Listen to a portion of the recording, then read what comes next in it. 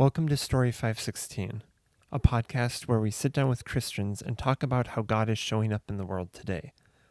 Today I'm joined by two of my good friends, Andrew and Hannah Bartlett of the Bartlett Idea Company.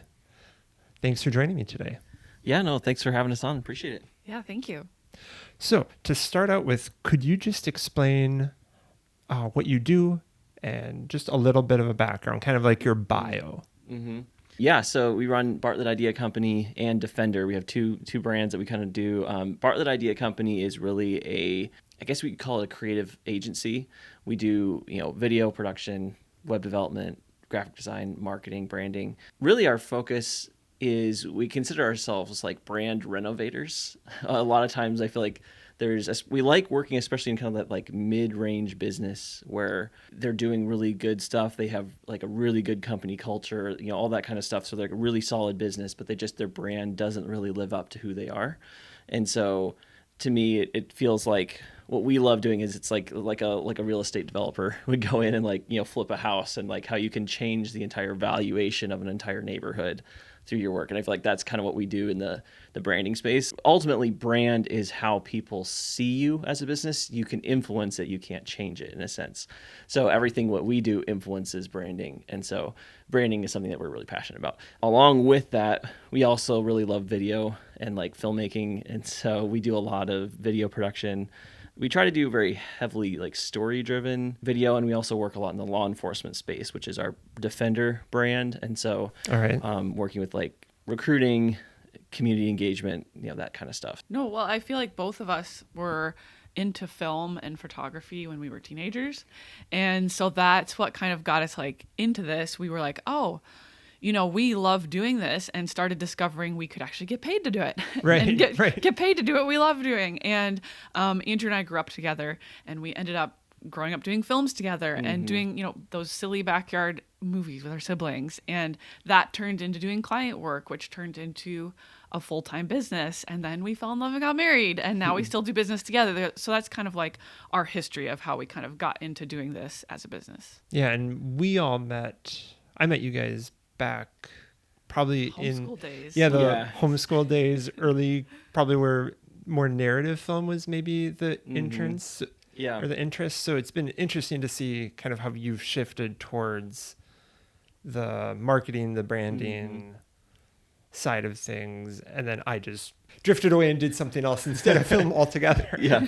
Well, I think, I probably met you through Hannah. It's funny because I feel like everybody that I know who kind of grew up loving film, the first thing you think about is you want to make movies. I also kind of realized more and more how unrealistic that was of like, It's like I'm not that getting good. into the NFL or something, right? It's like, there's only a very small number of people that actually do narrative feature films full time, and we kind of fell in love with working with our clients. We actually feel like we're able to pull story and all of that into what you would normally consider to be boring brand work, but we're able to like make it exciting. So we kind of started shifting that direction. Yeah.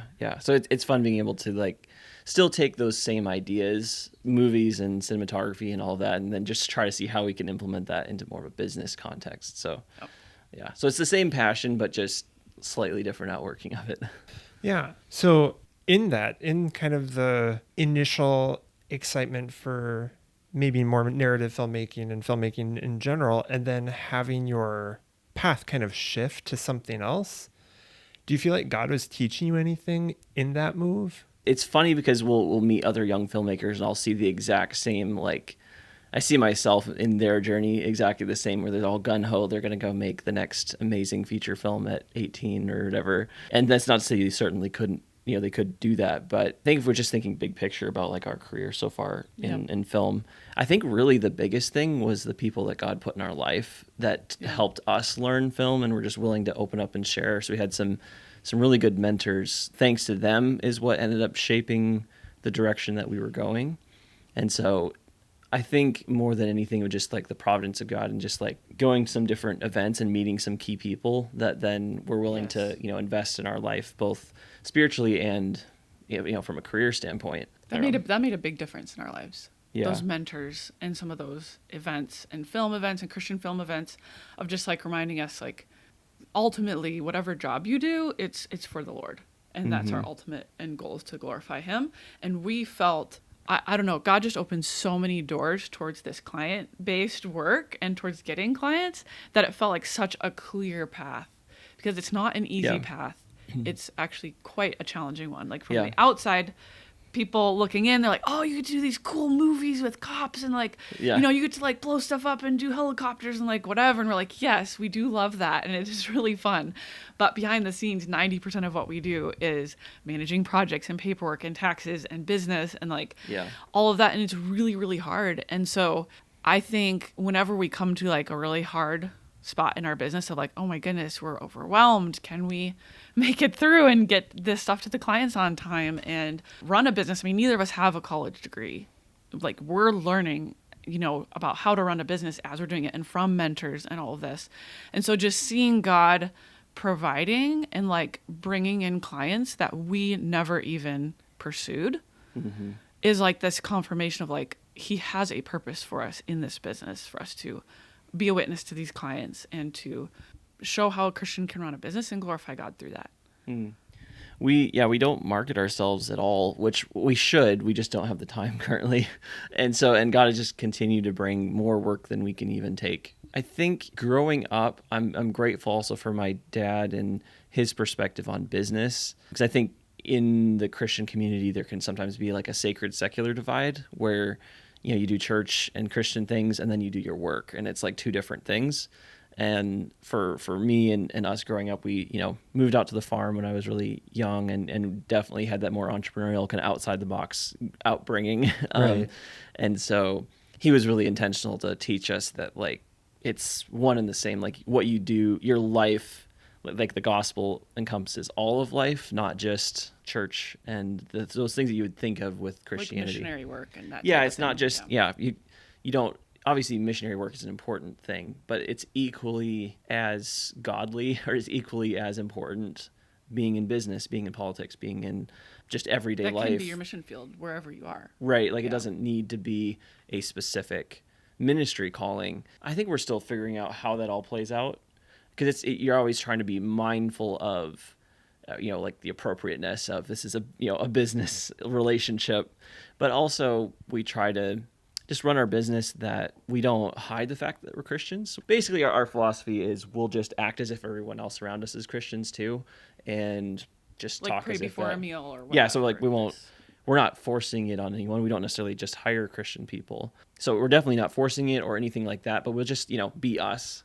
Like we would pray before a meal, we'd pray before we start shooting in the morning, you know, those types of things, or just our normal conversation. And ultimately, I think most of the people on our team are Christians because that's kind of the people that we connect with. And so we have a similar value set. And I think that ultimately our goal is we want who we are as Christians to shine through.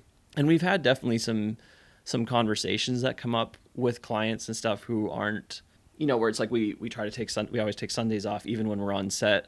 You know, we have 12 people that we flew in, you know, it's like Sunday is an off day for everyone. And so we've definitely had some conversation with people like, you know, so what'd you do on, you know, on Sunday? And like, oh yeah, we went to church and whatever. And like, oh, I'm Catholic. So I don't, you know, or I grew up Catholic. Not that they're not necessarily like practicing or something.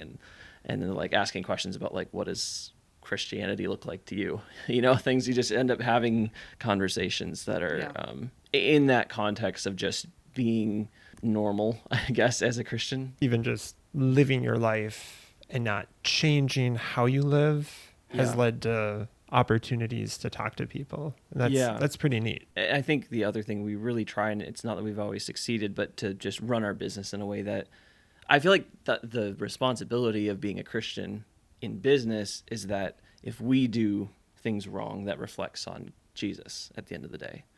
Like that's people, we're kind of like, what is that saying? People, you know, we may be the only Bible that people read. Okay. However that saying goes. Yeah. Where it's like, I feel a huge responsibility as a Christian in the world, you know, business specifically, where if we mess things up or if we don't deliver in a Christian way, that then reflects on our witness as a Christian. So I feel like there's almost like a higher responsibility being a Christian in business, because you want to run a business in a way that glorifies God. I think there's like two approaches to Christian business. Some people and there's not necessarily a right or wrong way, but I think some people will put it in the name where it's like, I don't want to call out specific businesses. This Christian coffee shop. Right, where it's like, and there's nothing wrong with that at all, but sometimes it feels like Christianity is used like a marketing tactic or something where it's like, you should support this because it's Christian. Because Jesus will bless you when you drink your coffee from us every morning. You start your day off. Something like that. With the Spirit. It's like we want to do such good work and deliver on what we promised and keep our contracts and have integrity and do all of these things, which is something we're still learning and growing in, but we want people to be able to go, oh, wow, we really love the quality of their work and they delivered on time. And, oh, they're Christians. Wow, that, they must have a really high value for doing what's right. And that kind of comes through in what we do. And we don't do it perfectly by any means, but that's just our goal. I see that in kind of what you said earlier about that there's not that divide between this is your work life and this is your spiritual life, if you will. And that by eliminating that divide, then your work becomes a spiritual practice and you want to honor God with that. I think that's cool that you're removing that barrier that a lot of people have to an extent in probably many areas of their life. Yeah. I think on the flip side of that, it's also, for me at least, I have to be careful not to businessify Christianity, where, and I'm trying to think of the best way to explain it, but it's like there's good business practice. So I guess something would be there's ministries and organizations, especially when you get in like the more nonprofit world, which we don't work in the nonprofit world too much, but relying on the Lord for support, like just kind of like, this is something we feel God wants us to do. We're just going to do it, even though we don't have the proper resources and money and like all those kind of things, which goes completely against all good business principles in a sense.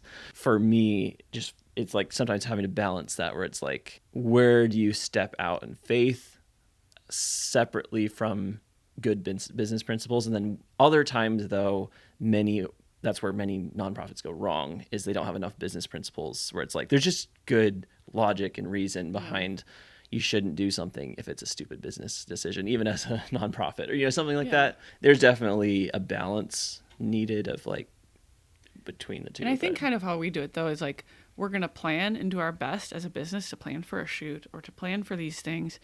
And at the end of the day, especially when you work in film, something always goes wrong. It's a very stressful job, and you get on set and you have X amount of hours to fit in these shots, and you have sometimes dozens of people waiting on you to make decisions and do these shots and organize everything. And so we do our best, but at the end of the day, there's always something that's going to come up, and that really makes us rely on the Lord. Like, we have had so many situations on set where we specifically have to just come to the Lord and be like, hey, like, we need your help here. The weather it's going to rain and we're flying out tomorrow and we need this shot. We need a permit for this helicopter to land here and do this. And 5 minutes before they take off is when we get the permit. Like, oh, wow. Literally like God just showing up in these little things where every single time he's always come through. And, in the situations where like, this is going to be impossible to get this shot or to do this thing for this client, just because of like physical hindrances, or whatever.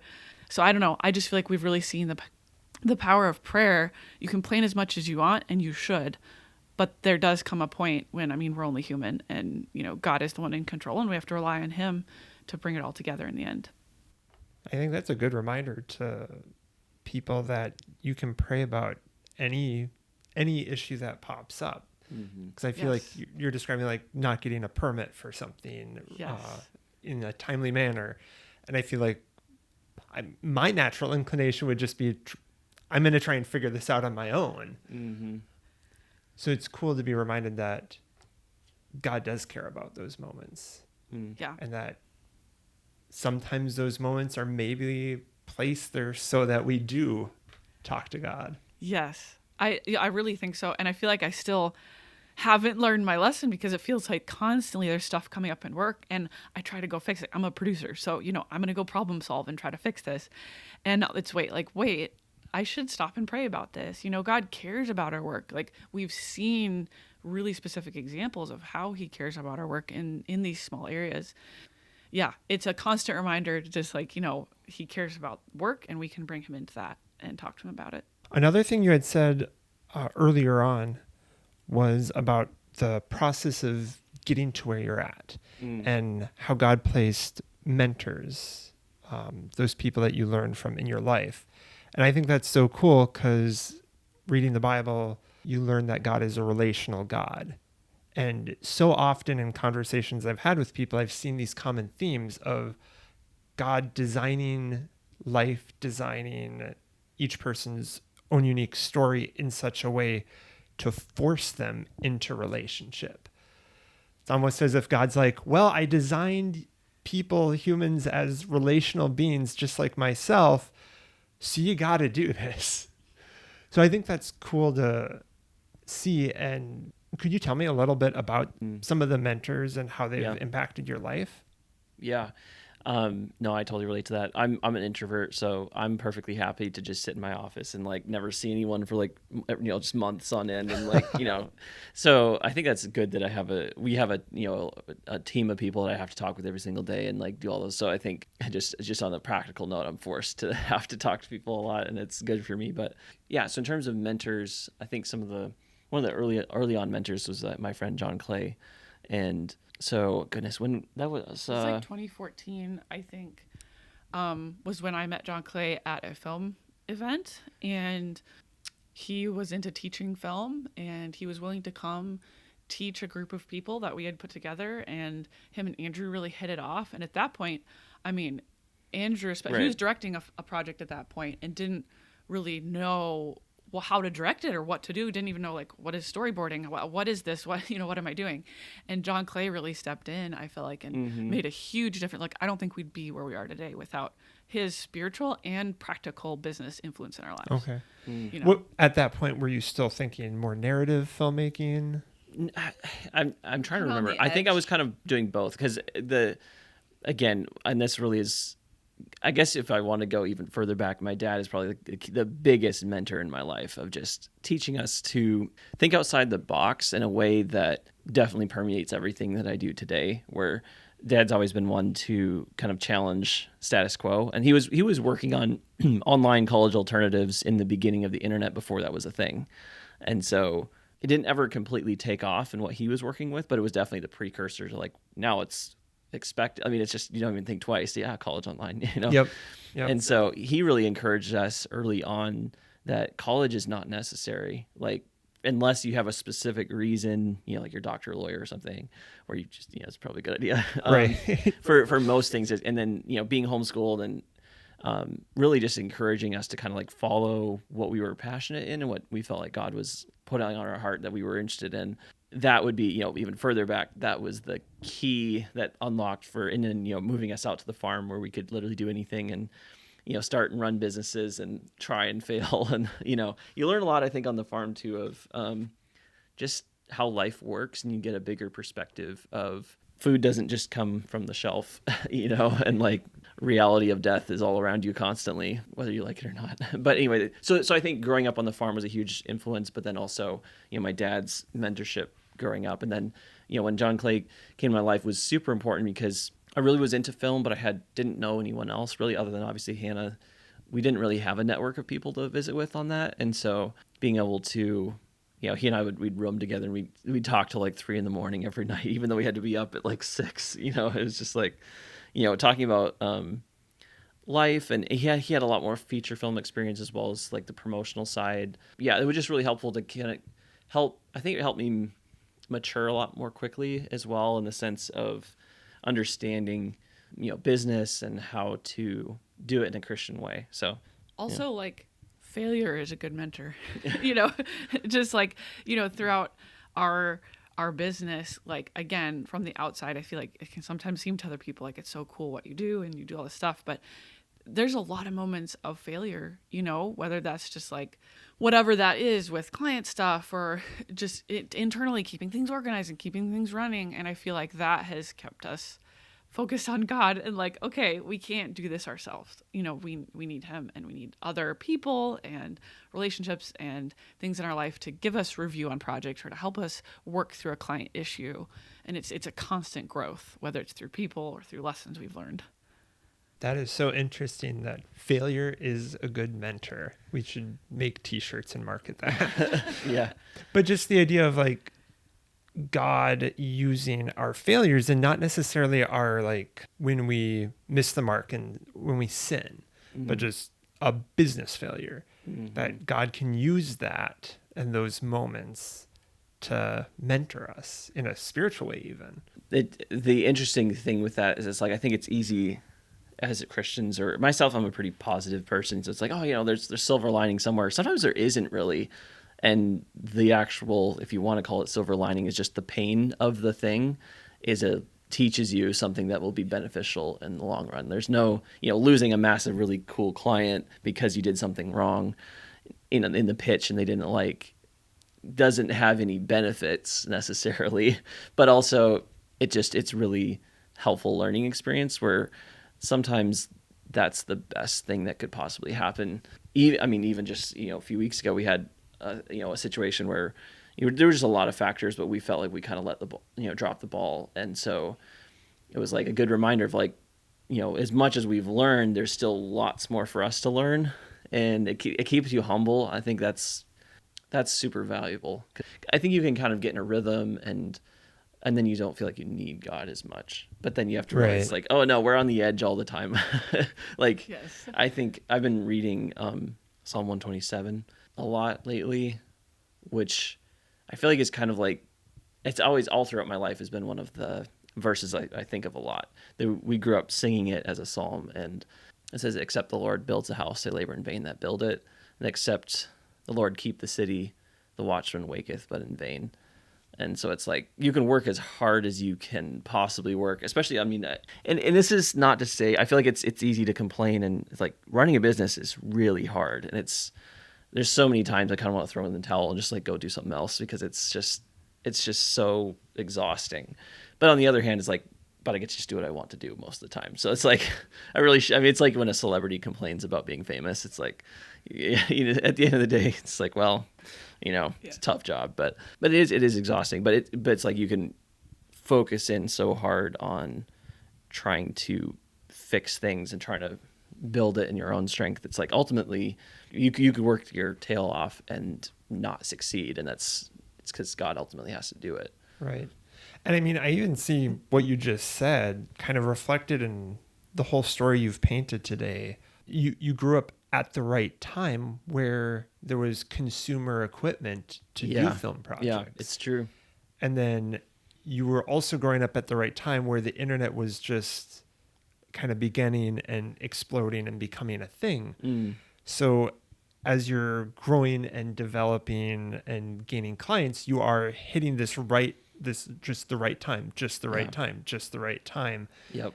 That's not something you can plan for. Yeah. Yeah. When you're born is not selectable. Yeah.